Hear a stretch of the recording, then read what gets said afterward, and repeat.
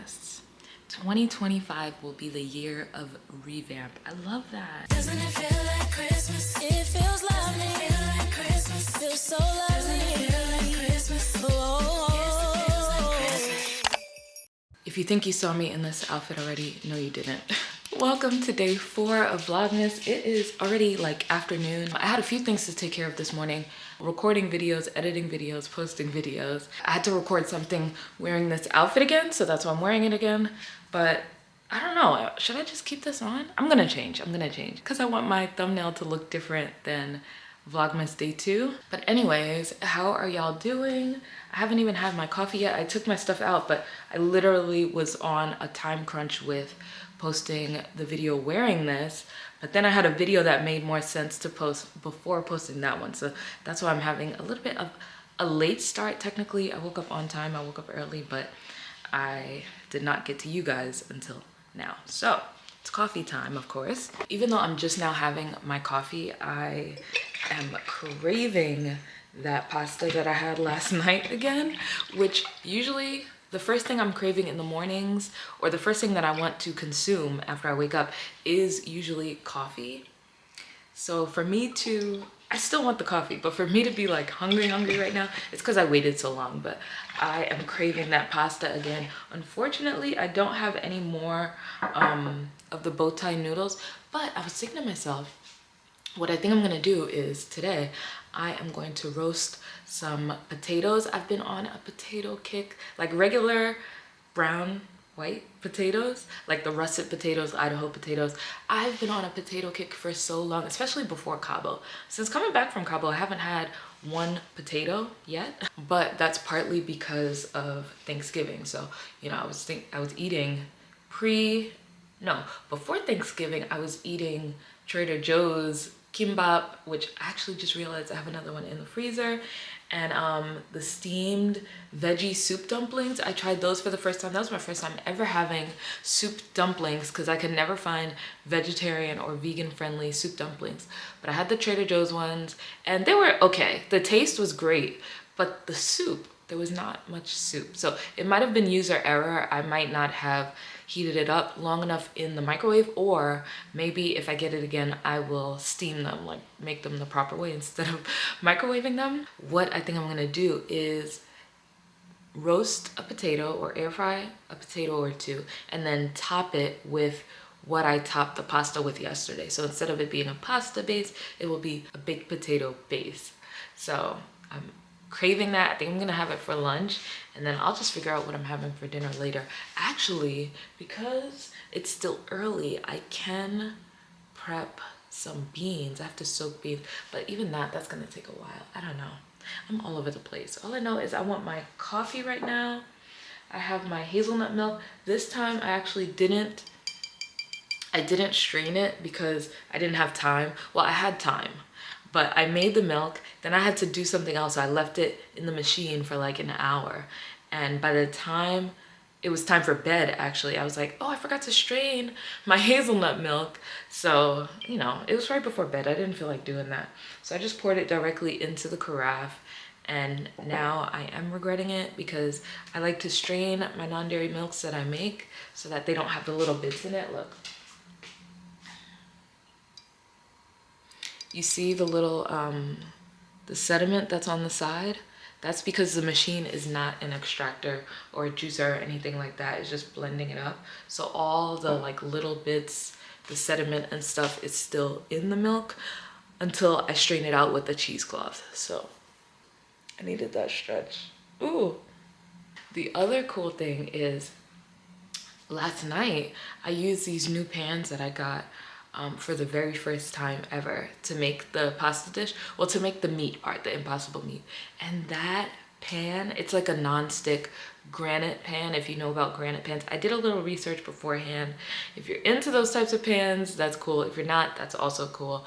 We usually use stainless steel pots and pans in this household. Like that's what we mainly use. We have had non-stick, actually we still do have non-stick pots and pans as well, but I try not to use those as much because they are older, and like honestly it's time to throw them away. So I think we're gonna get rid of the old at least the pan. So now I have that new pots and pan set, and that is also non-stick, brand new, no scratches. I'm not letting not one metal fork or spoon touch any of those pots or pans. I want them to last as long as possible, because you guys know once you start like scraping a non-stick pan, once that coating gets scraped or anything, you're technically not supposed to use them anymore. That's why we use stainless steel primarily. But I love the pan. It was great. Nothing stuck to the pan. It was kind of like weird to see because it didn't burn at all. I put a drop of oil in the pan and I put the Impossible meat, and that was it. I seasoned it. There was not one piece of burntness or anything stuck on that pan. But anyways, I am gonna make my coffee. Let me see. Do I want cold or hot coffee today? I'm gonna strain a little bit. This is a cheesecloth that I use. This little ratted tatted thing. So cheesecloth normally looks like this. Like it's supposed to be like just blah looking. But this is what I use to strain my milk. It's literally just a thin piece of cloth, and you use it in your kitchen for cooking things. Just that quick, I changed my mind because yesterday when I was trying to strain this milk, it was way too cold. Like to the point where it was hurting my hand, and that's annoying. So yeah, I'm actually not gonna strain it. I'm just going to put up with the little bits of hazelnuts and Brazil nuts, because my hand was freezing yesterday when I strained it, because I've had the milk in the refrigerator, so obviously it's gonna be cold. Why am I so red looking? There we go. So obviously it's gonna be cold, and yeah, that's just not an enjoyable experience. I still haven't done any of the cleaning that I said I was gonna do, so I think I'm actually gonna do that today, right now.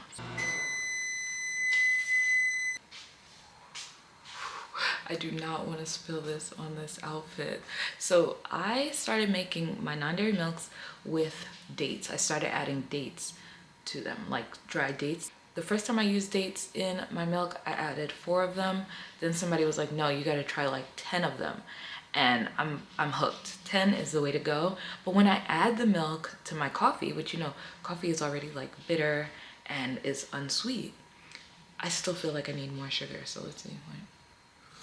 Yeah, that still needs more sugar. Like I can drink that, but no.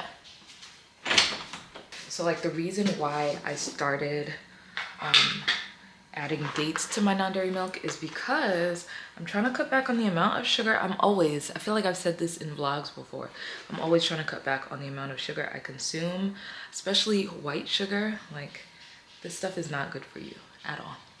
So the less the better. So I'm just gonna add that 1 small teaspoon, and that's it. Like I like to think of it like, you know, this is the amount of sugar that I am okay with consuming in a cup of coffee.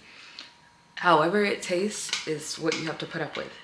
If you can drink it, drink it. If you think it's gross, just take your time, and if you don't finish it, then that's it. Don't go back and like add more sugar, you know what I mean?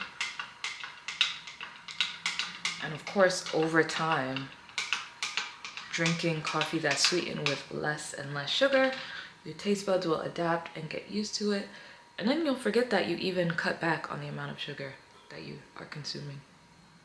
Now, I will say, because I didn't strain the hazelnut pieces in it, there's hazelnut and Brazil nut pieces all throughout this. They're very, very small, but I don't like pulp in my drinks at all. So this is not the most enjoyable experience for me, but it's okay. I'm just gonna suck it up. That 1 teaspoon of sugar was good though. Ooh, it's cold. Good call on the hot coffee. So I just watched this TikTok, and the girl is saying she wants to dress like a grown woman and not a teenager anymore. And she's like, why does nobody talk about this? I felt the same way She says she's approaching 30. I felt the same way, I would say, yeah, as I was approaching 30. But it's funny because I realize now when I think of my clothing choices, I'm like, I think I took it too far. I think I took it too far. I held on to a lot of my clothing, but I stopped buying the clothing that I used to like. And now I've made technically a 360. I know a lot of people get that one wrong. They say 360 when they mean 180, but I did make a 360 where now I'm back into wearing crop tops because I'm like, why did I stop? Like, at this point, I do look older. Like, I think I look about my age. So I have no desire to look my age, to look older, essentially. So now I'm back to like wearing the crop tops, and I'm like, why did I even stop? There was no reason for me to stop wearing crop tops. And that's a clothing choice that I like, or like fun clothing, shorts, like denim shorts and stuff. I do like, overall I have changed the things that I wear, but yeah, you got to be careful that you don't go too much into grown women territory and then you just start looking like frumpy almost, or like not like yourself. Yeah, see, someone said always shop basic. You can dress it up and down. That is true. But even then, last night I was thinking to myself, like, you know, because I do on TikTok, I do talk about clothing sometimes, like specifically TikTok shop clothing, TikTok shop fashion, and even when you just look at the general trends of what everyone is wearing nowadays, like what is super popular, like the Lululemon, the like athleisure sets and stuff, all of that is super basic. It's all like one or two colors. There's no variety, or very little variety. There's barely any prints. Like, that's just not what's in right now, which that's just how trends go. But I'm like, you know, a lot of clothing, if you don't consciously make an effort to like stray outside of the norm or the trends, you will be wearing the most boring, like bland clothing. So even some things that I picked up recently, like I enjoy wearing this set. This is a two-piece set, but it's just a white set. There's no pizzazz to it. There's no pattern, nothing. But yesterday I bought some new clothes. I bought something new.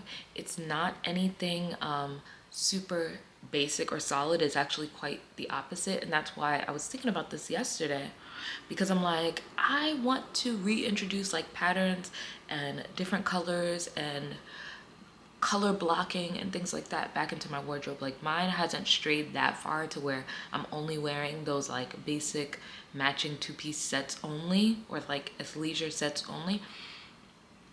But I have gotten a few in recent weeks. So I'm like, I don't want to get trapped into that trap of only wearing like the black top and black leggings, or the blue top, blue leggings, green top, green leggings, or purple top, purple shorts. You know, like, it's very basic. I blame Lululemon for that. Yeah, I blame Lulu for that. So I'm excited to get the thing that I purchased. I hope it looks good, because I got it on a whim. I don't even 100% know how it looks on the body, but that's a gamble you take. This is something that I've had my eye on for a hot minute, and specifically the brand I've had my eye on for years and never purchased anything, but I found it at an incredible deal, so I took advantage of it. And it has a lot of busy patterns. Somebody said, me, threw all my clothes away, made a grown women aesthetic board, I guess Pinterest board, and ordered $500 worth of new clothes yesterday, LOL. She said, love this. 2025 will be the year of revamp. Yes. 2025 will be the year of revamp. I love that. I'm screenshotting that.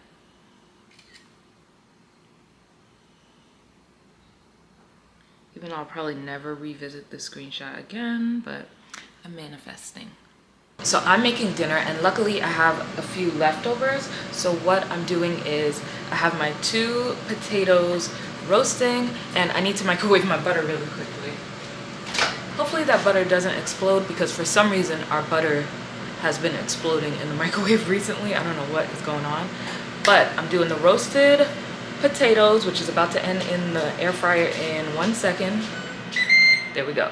So I'm doing the roasted potatoes, 2 of them. I'm gonna split them open, pour the butter, add the Cajun seasoning, Tony's, I don't know how to say the last name, Tony Cacheries, you guys know this. And then I'm gonna top it with the meat and the garlic Greek yogurt stuff. I knew I shouldn't have waited. I did the correct setting and it still exploded.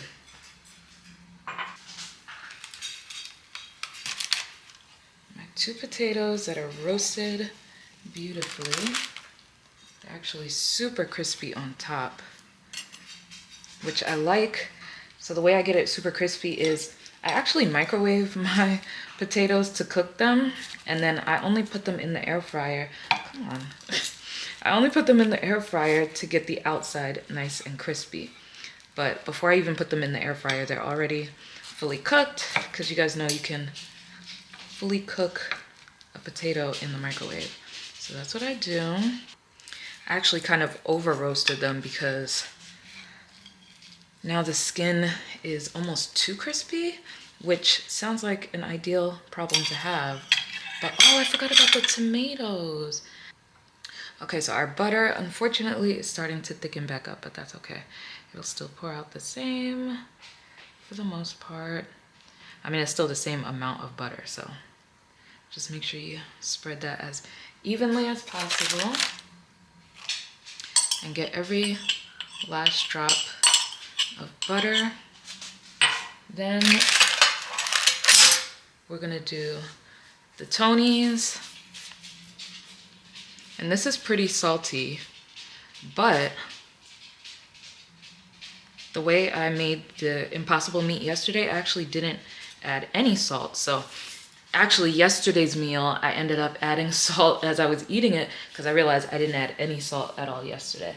So now our salt for this meal will be this Creole seasoning or Cajun seasoning. That's what it is, Creole seasoning. I think I said Cajun seasoning on my posts. Whoops. Y'all know what I meant though. Okay, not too salty though. And plus the Greek yogurt, there's no salt in that either, so that really tones down the flavors. Okay, next we're gonna do the Greek yogurt and then we're gonna do the meat, yeah. So what we did is we added the garlic to the entire container, which, how did we use so much of this Greek yogurt already? Oh my gosh. It's really good. Like, I think this is gonna become a kitchen staple at this point, whether we're making this dish or not. The Greek yogurt with some minced garlic mixed into it. Yeah, it's really good. And the person who made the recipe, or who's like making the recipe go viral, she said no matter what, they keep a jar of that in her house, and that if you ever see a container of Greek yogurt, that's what's in it, not actual Greek yogurt. So now I get it. Like, there's a really good condiment. Okay. And then just adding one more dollop. That's kind of a lot, but that's okay. I want a lot. A little. I'm obsessed with this Greek yogurt. That's why I put so much, if you're wondering. Next, we are adding our leftover Impossible meat that I reheated in the air fryer. Look how burnt it is. Oh my gosh. You're supposed to have crispy, like, ground beef for this recipe, but this is definitely overly crispy.